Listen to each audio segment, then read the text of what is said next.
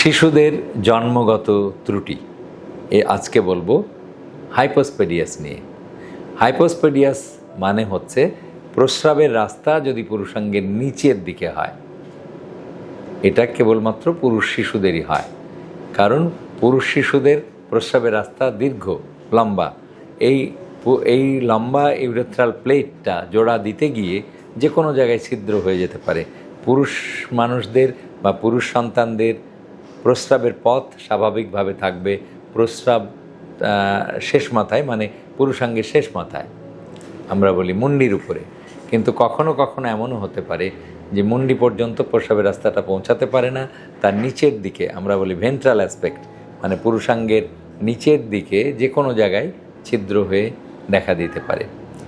তো এইটা এমন বিপত্তি বাঁধতে পারে যে আপনি পুরুষ সন্তান না মেয়ে সন্তান, কন্যা সন্তান, এটাও বিভ্রাটে পড়ে যায় অনেকে। কারণ এই প্রস্রাবের রাস্তাটা যদি যত নিচে হয় তত এই পুরুষাঙ্গটা বেঁকে যায়।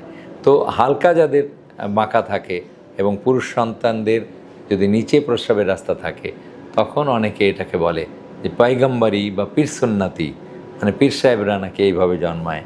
আবার পয়গম্বরী, আল্লাহ মাফ করুক, এইভাবে তো কোনো পয়গম্বর জন্মায়নি, কিন্তু কেমনে যেন গ্রামের এলাকায় এইভাবে নাম করা হয়েছে যে ওরা মায়ের পেটের ভিতর থেকেই সুন্নতি খাতনা নিয়ে জন্মায় নিছে। তো এইসব অপসংস্কৃতি বা অপকথা বা কুকথা বলার দরকার নেই। আপনার সন্তানের প্রস্রাবের রাস্তা স্বাভাবিক জায়গায় নেই, মানে সামনে নেই, নিচের দিকে আছে। সুতরাং আপনি একজন ডাক্তারকে দেখিয়ে নেবেন, একজন ইউরোলজিস্টকে দেখিয়ে নেবেন, এবং এটা অপারেশন করে ঠিক করে নিতে হবে। এটা কবে ঠিক করবেন? 4 বছর বয়সের আগে, শিশু স্কুলে যাওয়ার আগে অপারেশন করে ঠিক করে দেবেন যে তার পুরুষাঙ্গের মাথা দিয়ে প্রস্রাব পড়বে। এই অপারেশনের সময় আপনার ডাক্তার আপনাকে স্মরণ করিয়ে দিবে। কখনো একবারই অপারেশন হয়ে যায়, কারণ পুরুষাঙ্গটা বাঁকা থাকে এবং প্রস্রাবের রাস্তা নিচে থাকে।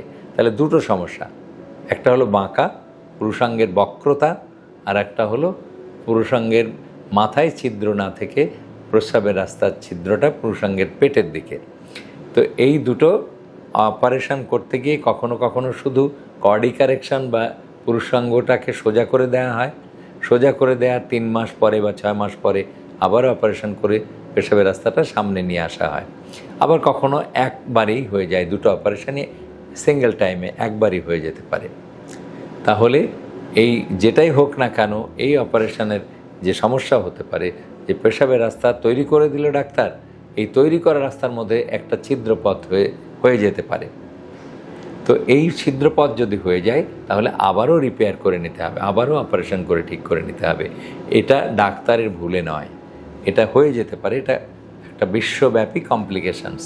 তো কাজেই ডাক্তার সাহেব আপনাকে স্মরণ করিয়ে দিবে যে আমার এই অপারেশনের পরে একটা ছিদ্র থেকে যেতে পারে, আবারও সেটা অপারেশন করলে সেরে যাবে। তো কাজে ভয় পাবেন না, আপনার পুরুষ শিশুটাকে আসল পুরুষ তৈরি করে নিয়ে তারপর স্কুলে পাঠাবেন।